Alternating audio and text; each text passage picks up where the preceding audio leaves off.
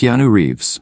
The name alone feels like a breath of calm in the chaos of Hollywood. He is Neo, the man who defied gravity and bent reality inside the Matrix. He is John Wick, the assassin-turned-avenger who rewrote action cinema with grief in his veins. But beyond the bullet-time action, beyond the iconic sunglasses and silent intensity, lies a soul unlike any other in show business.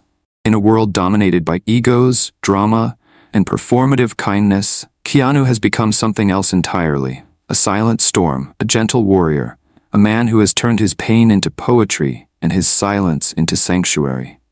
But behind the grace is a story most will never fully grasp. A life marked not only by resilience, but by unimaginable loss. A childhood that fractured before it ever had the chance to form. A journey paved with unspeakable grief and astonishing endurance. He has become the symbol of humility in a culture that worships noise.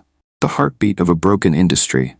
The one man the internet, the critics, and the world have quietly agreed upon. Keanu Reeves is a living treasure. And this is the full story.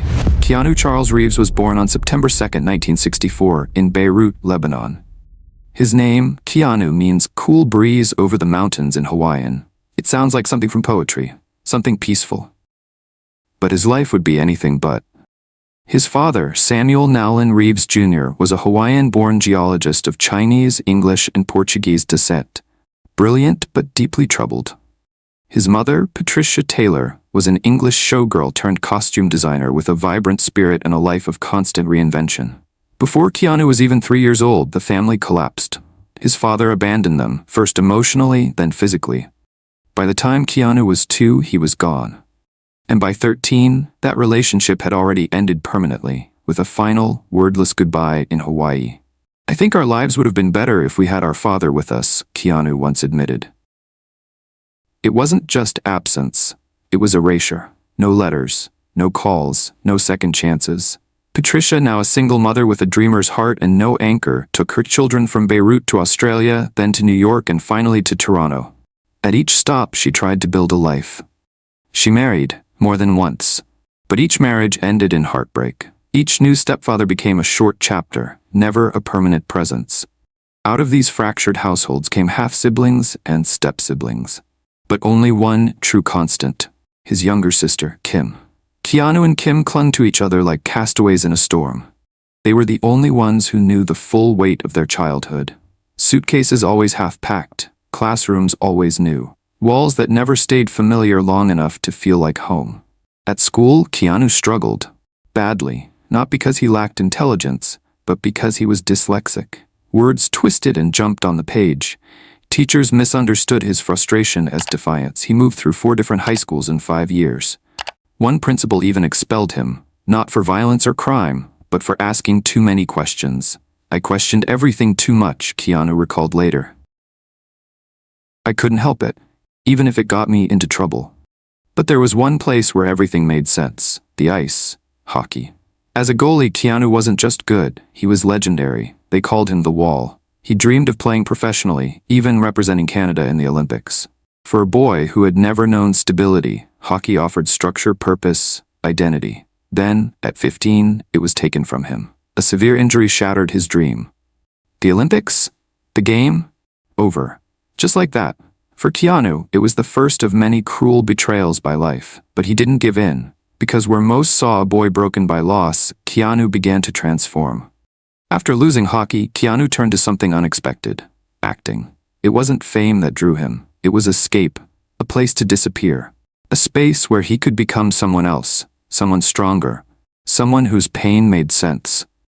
He started with stage plays and small TV roles in Canada. He had no connections, no money, and no plan. Only a suitcase, a beat-up Volvo, and a strange, difficult-to-pronounce name. Casting agents didn't know what to make of him. Was he a heartthrob? A philosopher? A misfit? But then came River's Edge, a haunting indie film that revealed something raw. Critics took note. This young actor had a depth they didn't expect. More roles followed. Permanent Record, Dangerous Liaisons, and then Bill and Ted's Excellent Adventure. Suddenly, Keanu was a pop culture icon, a lovable airhead. Whoa became a meme before memes existed. But the role that brought joy also became a curse. The industry labeled him forever. Too goofy for drama, too lightweight for complexity. Even as his performances deepened, the critics didn't listen. But Keanu didn't push back, he just kept going. And then came Point Break and Speed, where he proved he could anchor a blockbuster with sincerity and adrenaline.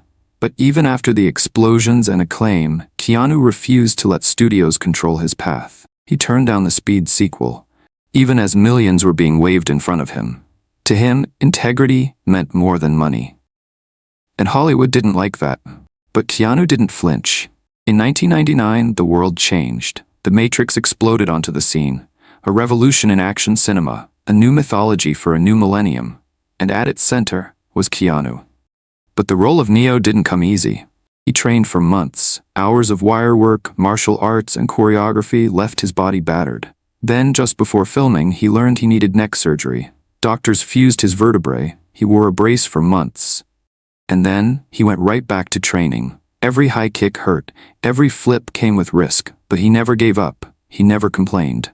"I just didn't want to let the audience down," he said later.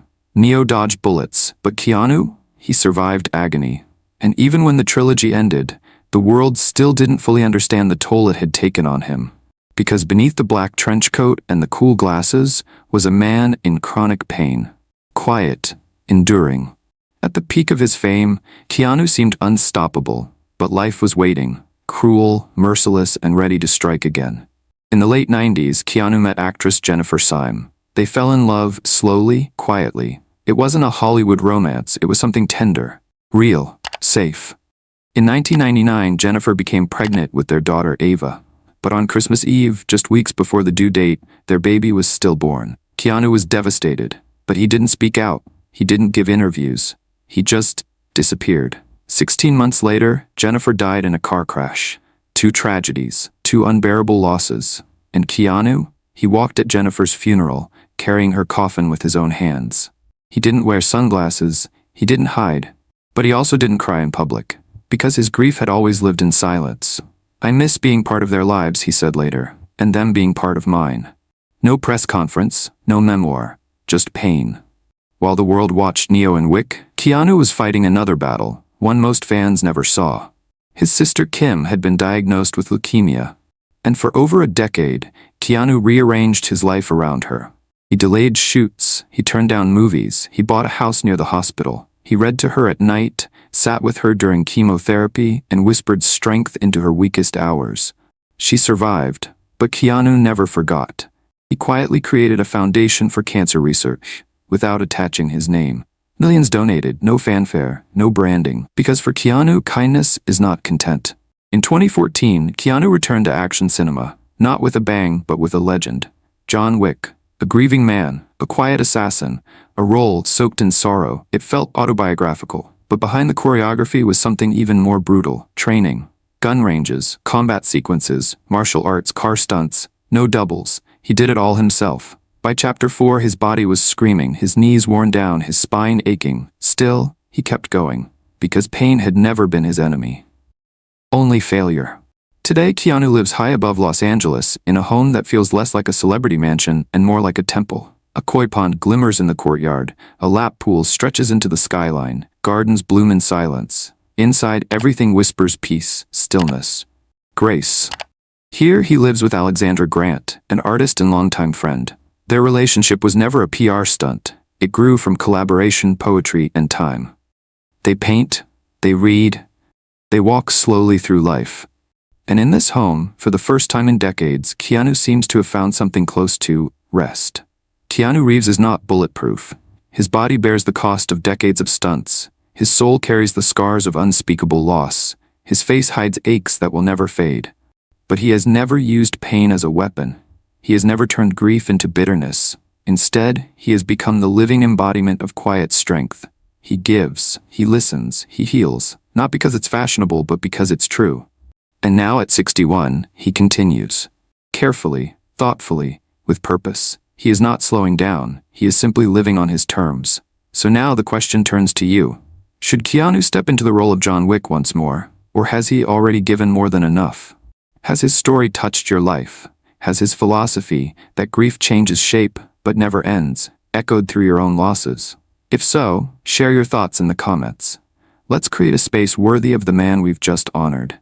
And if you believe that stories like Keanu's deserve to be remembered, preserved, and passed on, subscribe. Because in a world that shouts, he has taught us the power of silence.